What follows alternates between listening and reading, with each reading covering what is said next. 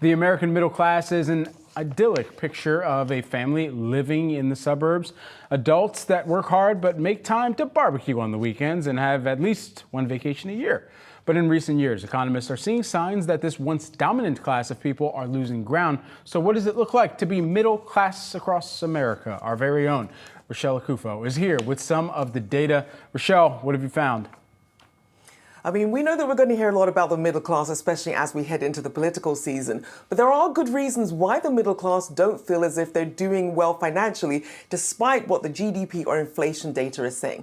Now, there are three things to consider: your location, your household incomes, and previous generations. So as we use the latest census data from 2022, the real median household income nationally was $74,580. So think of that then with that location, with that amount in mind. Now, location as a baseline, when you're calculating who's in the middle class, it's typically defined as households making 2/3 to double the median income of residents in your state. So keep in mind that factors in higher income, lower income, the whole picture here. So when you dig into individual state data, household incomes where you see states where you have to earn the most to be middle class, well, if you live in New Jersey, Maryland, or New Hampshire, you're up here. New Jersey, looking at the low range of being considered middle class, $64,231 to the high range of $192,000, $192,692. Maryland, similarly, $63,000 at the lower range, almost $190,000 at the higher range as well. And then looking at New Hampshire, looking at $59,995 to about $179,984. So if you think those six figures aren't stretching as far as they used to, it does depend on where you are. Now, the states where you're actually the closest to that national median household income, well, that's looking at Utah, Alaska, and Idaho. And there you see between 51 and 53% of the population are middle-class earners.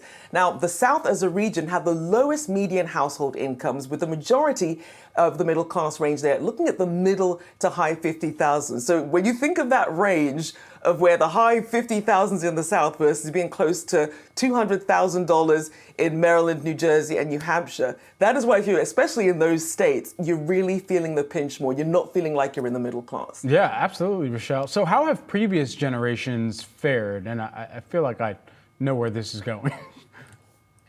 I mean, you always hear those anecdotal stories where, you used to be able to buy, a can of Coca-Cola for a nickel. Those times are long gone. And I mean, Pew Research data shows that the size of the middle class has actually been shrinking steadily since the 1970s and at a faster pace than upper income households have been growing. And then when you compare previous generations in the US versus other countries, according to the OECD, each new generation in the US has been even less likely to join the middle class than other OECD member countries, which tend to be these higher earning economies and do include the US. And then when you factor in other ways that we compare our lifestyles on social media without knowing the debt and the financial strains behind the scenes, while you're struggling to pay for groceries, that alone, you can't even feel like you can treat yourself. These are some of the reasons why all the economic gains that you hear about, people aren't feeling to the same degree in every state, Brad. Finger snaps for that one, absolutely. Don't compare yourself to someone else on social media. You don't know exactly what's going on behind the lens as well here. Rachelle, thanks so much for taking the time. Appreciate it.